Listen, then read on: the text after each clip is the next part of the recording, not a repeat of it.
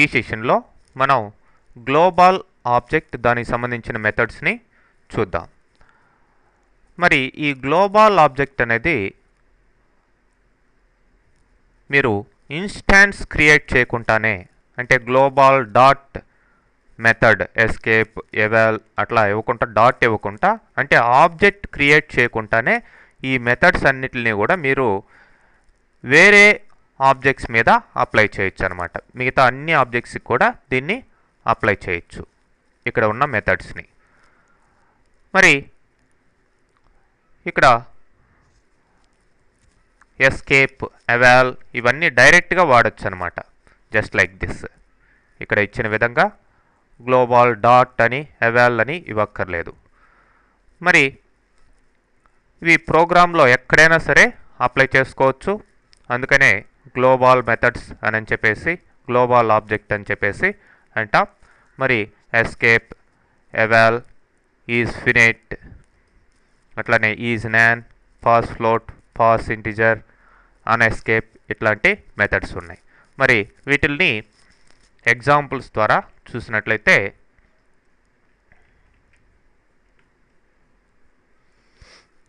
ఇక్కడ ఫస్ట్ ఒక స్ట్రింగ్ తీసుకున్నాం. ఈ స్ట్రింగ్లో ఇలా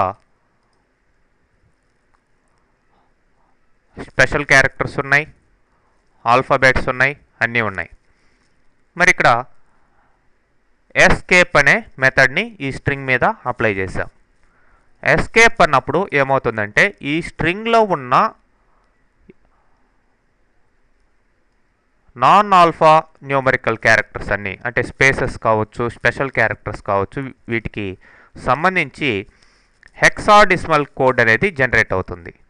అంటే ఇక్కడ ఇచ్చిన ఈ స్ట్రింగు చూడండి, %27 దీనికి హెక్సాడెసిమల్ అనమాట.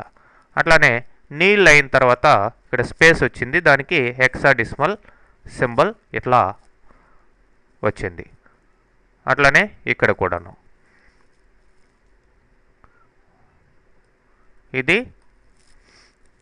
ఇవి ఏంటివి, ఈ స్పేసెస్కి వీటికి జనరేట్ అయిన రిలేటెడ్ హెక్సాడెసిమల్ కోడ్ ఎస్కేప్ ద్వారా, ఈ మెథడ్ ద్వారా ఈ విధంగా కన్వర్ట్ చేయడం జరిగింది. ఫైనల్ స్ట్రింగ్ ఈ విధంగా ప్రింట్ అవుతుంది. అట్లనే నెక్స్ట్ ఇంకొక స్ట్రింగ్లో ఒక ఎక్స్ప్రెషన్ ఇచ్చాం. ఈ ఎక్స్ప్రెషను స్ట్రింగ్లో ఉంది 5+9 అనేదాన్ని. ఎవాల్ అనే మెథడ్ ద్వారా దాన్ని ఎవాల్యుయేట్ చేసి జావా స్క్రిప్ట్ కోడింగ్ ప్రకారం దాని యొక్క వాల్యూని జనరేట్ చేస్తుంది.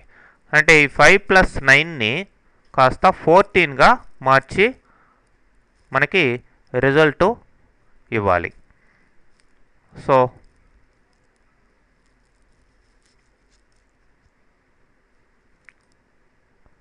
ఎవాల్ ఇక్కడ ఏ స్ట్రింగ్ అనే దాని బదులు ఎక్స్ అని ఇద్దాం.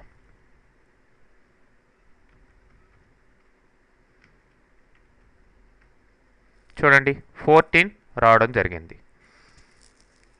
సో దీన్ని ఎవాల్యుయేట్ చేసి క్యాల్కులేట్ చేసి దీంట్లో ఈ స్ట్రింగ్ని కాస్త ఎక్స్ అనే వేరియబుల్లో వాల్యూగా మార్చి ఇచ్చిందనమాట. అది ఎవాల్ మెథడ్ యూజ్. అట్లనే ఈజ్ ఫినిట్, ఇది ఇన్ఫినిటా ఫినిటా అనేది చెక్ చేస్తుంది. మరి 56 అనేది ఫినిట్ వాల్యూనే కాబట్టి ఎక్స్ అనేది ట్రూ అయింది. అట్లనే ఈజ్ ఫినిట్ ఇన్ఫినిటీ అని ఇచ్చాం. ఇన్ఫినిటీ అనేది ఒక కాన్స్టెంట్ అండి, అంటే ఇన్ఫినిటీ వాల్యూని చెప్తుంది. మరి ఇన్ఫినిటీ అని ఇచ్చాం కాబట్టి ఎక్స్లో వాల్యూ ఈజ్ ఫినిట్ అన్నప్పుడు అది ఫాల్స్ అయిపోతుంది. ఫాల్స్ వాల్యూ అక్కడ 4కి రిజల్ట్గా రావడం జరిగింది. అట్లనే ఈజ్ నాన్, ఇది న్యూమరికల్ వాల్యూనా కాదా అనేది చెక్ చేస్తుంది. నాన్ అంటే, ఈజ్ నాన్ అంటే ఇది న్యూమరికల్ వాల్యూనే కాబట్టి ఇక్కడ 5th వన్ రిజల్ట్ ఏమొచ్చింది, న్యూమరికల్ వాల్యూ కాబట్టి ఇక్కడ ఫాల్స్ రావడం జరిగింది. అంటే నాన్ అంటే not alpha, not a numerical value అని అర్థం. మరి ఈజ్ నాన్ అంటే న్యూమరికల్ వాల్యూ కదా ఇది, కాబట్టి ఇది ఫాల్స్ అని వచ్చింది. అదే ఈజ్ నాన్ అంటే న్యూమరికల్ వాల్యూ కాదా, 0/0 కాదు, కాబట్టి ఇక్కడ ట్రూ వస్తుంది. అట్లానే నాన్ అనే కాన్స్టెంట్ ఇచ్చాము. ఇక్కడ NaN అనేది కాన్స్టెంట్ అంటే నాట్ ఏ నంబర్ అని అర్థం. మరి ఇది నాట్ ఏ నెంబర్ అన్నది కాబట్టి ఇక్కడ ఈజ్ నాన్ అనేది ట్రూ వస్తుంది. అంటే ఈజ్ నాన్ అనేది ఏం చెప్తుంది, ఇది నెంబరా కాదా అనేది చెక్ చేస్తుంది. నెంబర్ కాకపోతే ట్రూ అని తీసుకొస్తుంది అన్నమాట. అట్లనే పార్స్ ఫ్లోట్ అంటే ఫ్లోటింగ్ వాల్యూలోకి కన్వర్ట్ చేస్తుంది. పార్సింగ్ అనమాట, converting into float value. So దీన్ని ఈ స్ట్రింగ్ని కాస్త ఫ్లోట్ లాగా మార్చి ఇలా రిజల్ట్ ఇవ్వడం జరిగింది. అట్లనే దీన్ని కూడా మార్చి అంటే ఇక్కడ ఆల్ఫాబెట్స్ ఉన్నాయి, వేరే క్యారెక్టర్స్ కూడా ఉన్నాయి, కానీ ఇది స్టార్టింగ్ దేంతో వచ్చింది, నెంబర్ తోటి స్టార్ట్ అయింది, కాబట్టి ఇక్కడ ఫ్లోట్ వాల్యూ ఈ విధంగా రిటర్న్ చేస్తుంది. అదే ఇది న్యూమరికల్ వాల్యూ కాదు, ఎందుకంటే ఏ తోటి స్టార్ట్ అయింది, ఇక్కడ నెంబర్ తోటి స్టార్ట్ అయింది కాబట్టి ఈ లాస్ట్లో ఉన్న క్యారెక్టర్స్ని రిడ్యూస్ చేస్తుంది వీటిల్ని. బట్ ఇక్కడ స్టార్టింగే ఆల్ఫాబెట్ తోటి స్టార్ట్ అయింది కాబట్టి ఇది నాన్ అని రిజల్ట్ రావడం జరుగుతుంది, అంటే నాట్ ఏ నెంబర్. మరి ఇది కూడా టోటల్గా ఆల్ఫాబెట్స్ అవి ఇచ్చాం కాబట్టి ఇది కూడా నాన్. మరి పార్స్ ఇంటిజర్లోకి కన్వర్ట్ చేస్తుంది. -53ని నెగిటివ్ వాల్యూగా -53గా ఇక్కడ తీసుకురావడం జరిగింది. అదే ఇక్కడ 33 మాత్రమే వస్తుంది, ఇంటిజర్ కాబట్టి ఈ యొక్క ఫ్లోటింగ్ పాయింట్ తర్వాత ఉండే ఈ నెంబర్ రాదు, జస్ట్ 33 రావడం జరుగుతుంది. అట్లనే పార్స్ ఇంటిజర్ ఈ పార్ట్ అంతా లేకుండా ఓన్లీ ఇంటిజర్ పార్ట్ మాత్రమే 47ని తీసుకురావడం జరుగుతుంది. ఓకే, నెక్స్ట్ ఇక్కడ ఏ తోటి స్టార్ట్ అయింది కాబట్టి ఇది నాన్ అనే కాన్స్టెంట్ని తీసుకొస్తుంది. అట్లనే ఇది కంప్లీట్ స్ట్రింగ్ కాబట్టి అంటే ఇక్కడ ఆల్ఫాబెట్స్ ఉన్న స్ట్రింగ్ కాబట్టి ఇది కూడా నాన్నే. తర్వాత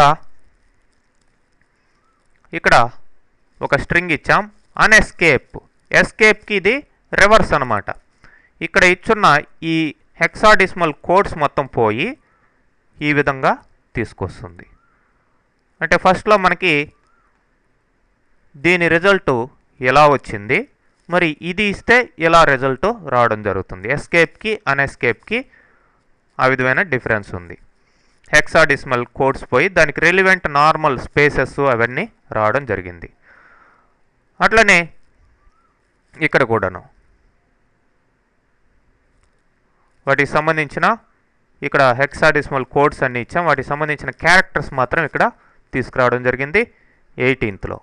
సో ఈ విధంగా మనం ఈ యొక్క గ్లోబల్ ఆబ్జెక్ట్లో ఉన్న మెథడ్స్ని వాడుకోవచ్చండి.